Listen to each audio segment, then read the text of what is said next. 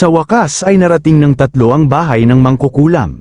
Naging hindi komportable si Jed sa sandaling natanto niya kung saan sila nakarating at nagtaka kung ito nga ba ay tirahan ng isang mangkukulam. Nakarinig na siya ng maraming kwento tungkol sa mga taong nawasak ang buhay matapos madamay sa mga mangkukulam. Kahit na ganoon, naunawaan niyang kailangan niyang tapusin ang misyon na ibinigay sa kanya ni Ferdy. Pagkatapos ay tinanong ni Jed kung magkano ang matatanggap niya para sa pagkumpleto ng unang kahilingang ito. Ipinaalala ni Ferdy sa kanya na nabayaran na siya, lahat ng perang napanalunan ni Jed sa kasino ay nilayo na magsilbing bayad sa kanya para sa partikular na kahilingang ito. Ngumisi si Jed at nagtalo na kinita niya ang perang iyon sa pamamagitan ng kanyang sariling kakayahan. Kaya naman, naniniwala siyang hindi ito dapat ituring na bahagi ng kanyang bayad at dapat ituring ng hiwalay. Binaril ni Rory si Jed ng isang nagbabantang tingin at muling ipinaalala sa kanya na ang mga panalo sa kasino ang kanyang bayad. Mukhang handang-handa na siyang bugbugin ito. Nang makita ang kanyang ekspresyon, mabilis na umatras si Jed at sinabi kay Ferdy na ang pagbilang sa unang kahilingan bilang libreng trabaho ay hindi naman masamang deal pagkatapos ng lahat. Pagkatapos ay nag-clear siya ng kanyang lalamunan at nagkomento na medyo nakakatawa na ang kanyang pinakaunang kahilingan ay naging isang misyon ng pang-aakit. Sa isang kumpiyansang kindat, buong pagmamalaking idineklara ni Jed na ang pang-aakit ay isa sa kanyang mga espesyalidad. Sinabi niya sa kanila na manood at hayaang siya ang humawak nito. Pagkatapos ay pumasok si Jed sa loob ng bahay ng mangkukulam at isinara ang pinto sa likuran niya. Pinanood ni Rory siyang mawala sa loob bago sinabi kay Ferdy na sa wakas ay pumasok na siya. Pagkatapos ay tinanong niya kung bakit sila dinala ni Ferdy sa lugar na iyon. Nag-aalala na baka si Jed ay bumalik na lamang bilang isang bangkay. Nanatiling kalmado si Ferdy at ipinaliwanag na binigyan niya si Jed ng isang gawain na nababagay sa kanya, kaya walang dahilan upang ipagpalagay na siya ay mamamatay. Hindi sumang-ayon si Rory, itinuro na ang problema ay hindi lamang kung si Jed ay may kakayahang kumpletuhin ang gawain. Ang pagpapadala ng isang lalaki sa isang mangkukulam na may apelyidong Philia ay lubhang mapanganib. Kumbinsido siya na si Jed ay hindi na makakalabas ng buo. Ang Philia ay kilala bilang mga pulang bilog na mangkukulam, ipinanganak mula sa puot at pagnanasa. Sila ay naging magkakapatid dahil sa isang sumpa at lubos na umaasa sa isa't isa. Kilala rin sila sa kanilang matinding pagkapuot sa mga lalaki.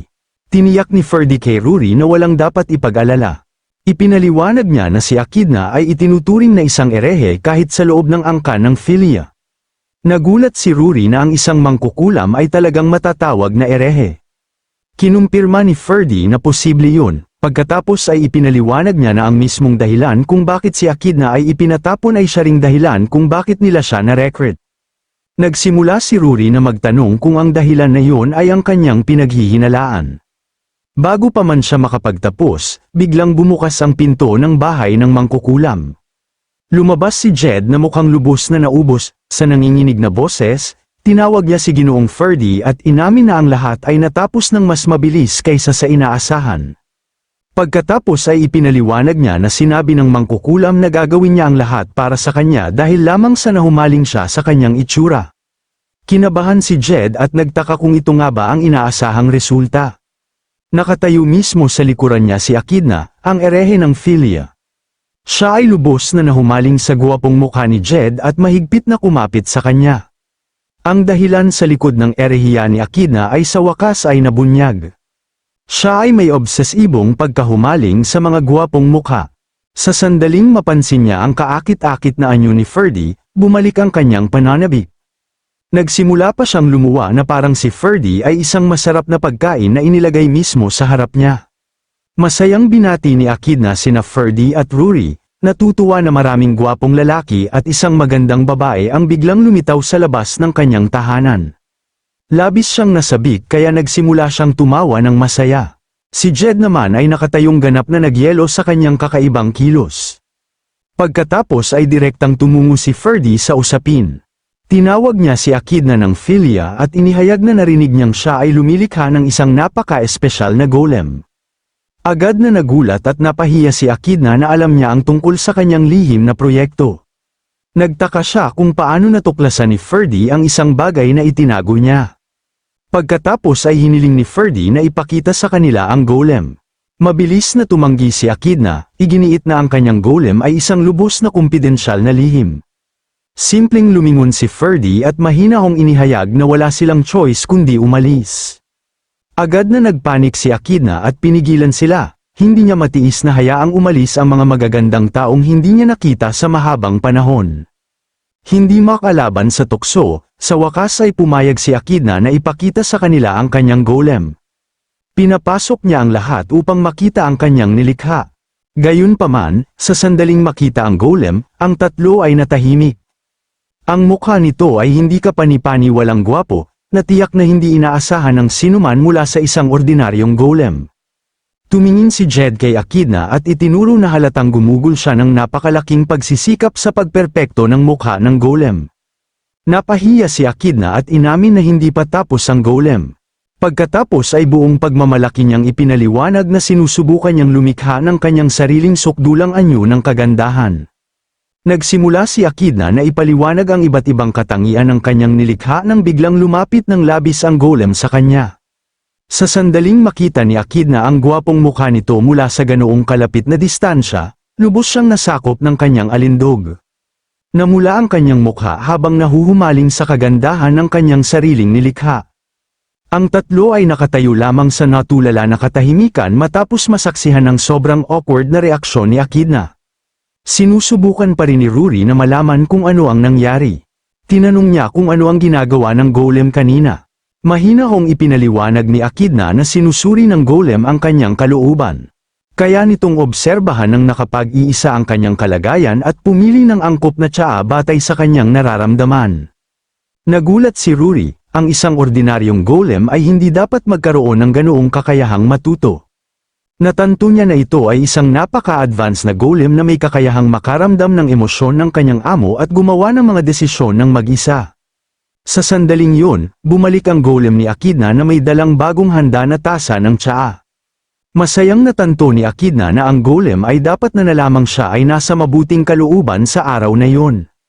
Ang tsaa ay Darjeeling, isang uri ng itim na tsaa mula sa Darjeeling, India. Lubos na natulala si Rory sa kanyang nasaksihan, tahimik niyang sinabi kay Ferdy na si Echidna ay malinaw na higit pa sa isang ordinaryong gumagawa ng golem. Pagkatapos ay natanto ni Rory na alam ni Ferdy ang katotohanan mula pa sa simula. Si Echidna ay talagang isang rune maker, isang hindi kapani-paniwalang bihirang uri ng artisan na may mas mababa sa 10 ang kilala sa buong kontinente. Ang mga rune ay mahalaga para sa paglikha ng mga magic circle. Ang mga ordinaryong salamangkero ay karaniwang pinagsasama ang mga umiiral na rune upang mag-cast ng mga spell, ngunit ang mga rune maker ay nagtataglay ng kakayahang lumikha ng ganap na bagong mga rune na partikular na nababagay sa kanilang mga pangangailangan. Iyon ang tunay na talento ni Echidna. Pagkatapos ay tinanong ni Rory si Echidna kung paano siya napunta sa paglikha ng mga golem.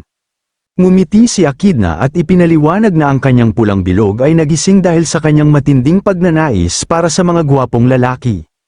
Tuluyang nagyelo si Rory nang marinig ito. Nagpatuloy si Echidna sa pagpapaliwanag na palagi niyang gustong magkaroon ng kasintahan, ngunit sa ilang kadahilanan, hindi siya kailanman nakapag-date ng sinuman. Ang kanyang mga kapatid na mangkukulam ay may mas nakakatakot na paraan ng pagharap sa mga lalaki. Ang ilan ay nagsastuff ng mga katawan ng lalaki at ginagawa itong taxidermy, habang ang iba naman ay sinisira ang kanilang isip at ginagamit bilang mga papay. Inamin ni Echidna na ang mga pamamaraang iyon ay masyadong nakakatakot para sa kanya. Nanginginig si Jed sa takot habang nakikinig sa kanyang paliwanag. Si Ferdy naman ay patuloy na nagbigay pansin. Pagkatapos ay casual na inihayag ni Echidna na nalutas niya ang kanyang problema sa pamamagitan ng paggamit ng kanyang kakayahan sa paggawa ng rune upang likhain ang kanyang sariling kasintahan. Agad na nagmukhang hindi komportable at nagulat si Ferdy. Natanto niya na ginamit ni Echidna ang paggawa ng rune, isang kasanayan na kahit siya ay hindi magawa sa kabila ng pagiging isang archimago, para lamang sa layuning lumikha ng kanyang sariling kasintahan. Gayunpaman, kinilala rin ni Ferdy na ang mga kakayahan ni Echidna ay maaaring humantong sa isang kawili-wiling oportunidad. Naguluhan si Echidna nang mapansin ang ekspresyon sa mukha ni Ferdy. Pagkatapos ay iniabot ni Ferdy sa kanya ang isang liham ng appointment. Opisyal niyang inalok kay Echidna Philia ang posisyon ng punong mananaliksik sa pamamagitan ng ikalawang liham ng appointment. Inanyayahan niya siyang sumama sa kanila sa teritoryo ng Grand Duchess kung saan maaari niyang ipagpatuloy ang kanyang pananaliksik. Labis na nasabik si Echidna matapos marinig ang alok. Masaya niyang tinanggap at nangakong susundan sila saan man sila pumunta. Pagkatapos ng lahat, magkakaroon siya ng pagkakataong magtrabaho kasama ang ilang gwapong lalaki doon. At para kay Echidna, yun lamang ay higit pa sa sapat na motibasyon upang tanggapin.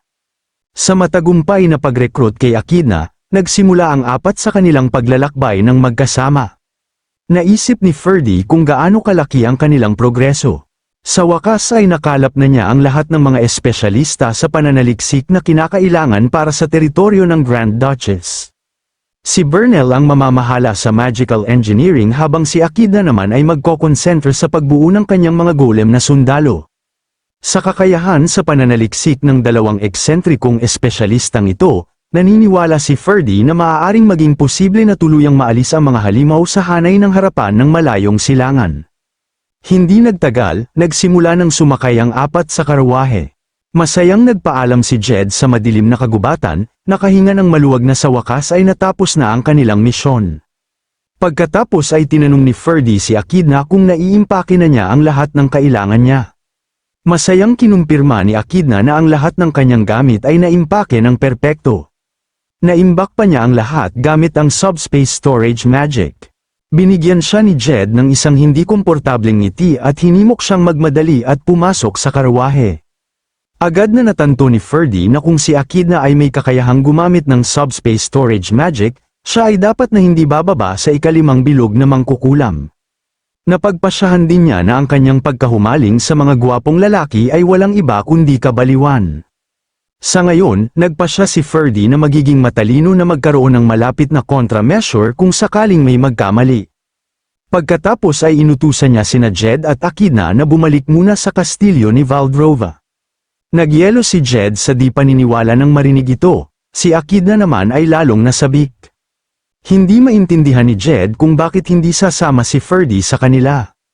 Tinanong niya kung hindi ba sila sasamahan ni Ginoong Ferdy. Ipinaliwanag ni Ferdy na mananatili siya sa lugar sa ngayon at babalik kinabukasan. Iminungkahi ni Jed na magsama si Ferdy ng isang attendant, ngunit tumanggi si Ferdy. Ipinaliwanag niya na hindi na kailangan dahil balak niyang bumalik sa susunod na araw. Desperadong sinubukan ni Jed na kumbinsihin siya na huwag silang iwanan. Samantala, labis na nasabik si Echidna sa pag-iisip na bisitahin ang kastilyo ng Grand Duchess. Sabik niyang inisip kung mayroon pang mas maraming gwapong lalaki na naghihintay doon. Casual na tumugon si Ferdy na nandyan naman si Jed para sa panimula. Agad na nagpakita si Echidna ng isang masayang ngiti. Si Jed naman ay nagyelo sa takot at desperadong hiniling na sana siya na lang ang sumama kay Ferdy. Ang eksena ay lumipat sa sumunod na umaga, sinuri ni Rory ang listahan ng mga taong kailangan pa nilang makilala. Natanto niya na iisa na lamang ang natitira sa kanilang listahan, si Helis Phoebaites. Sa unang pagkakataon, nakilala ni Rory ang isang pangalan na pamilyar sa kanya. Si Helisos ay kilala bilang Sage of Water. Siya ay sikat sa kanyang pambihirang karunungan at pananaw sa pagtingin sa asensya ng mga bagay. Kilala rin siya sa pagtanggi sa mahahalagang posisyon na inaalok ng Arcan Empire sa kabila ng napakalaking halaga ng pera na handa nilang bayaran sa kanya. Si Helisos ay kabilang sa walang partikular na paksayon at itinuturing na isang aesthetic wizard. Ipinaliwanag ni Rory kay Ferdy na si Helisos ay hindi isang taong madaling kumbinsihin ng kayamanan o autoridad. Pagkatapos ay nagtaka siya kung paano nilayo ni Ferdy na mapanalunan siya. Nilinaw ni Ferdy na hindi siya interesado sa Sage of Water mismo. Naguluhan si Rory sa kanyang sagot. Ipinaliwanag ni Ferdy na si Helisos ay konektado lamang sa taong talagang hinahanap niya. Ang individual na talagang nais hanapin ni Ferdy ay isang taong walang pangalan. Habang nagpapatuloy ang eksena, naglakad sina Ferdy at Rory sa tabi ng ilog. Hindi kalayuan, isang babaeng may blonde na buhok ang tahimik na naglalaba ng mga damit sa tubig.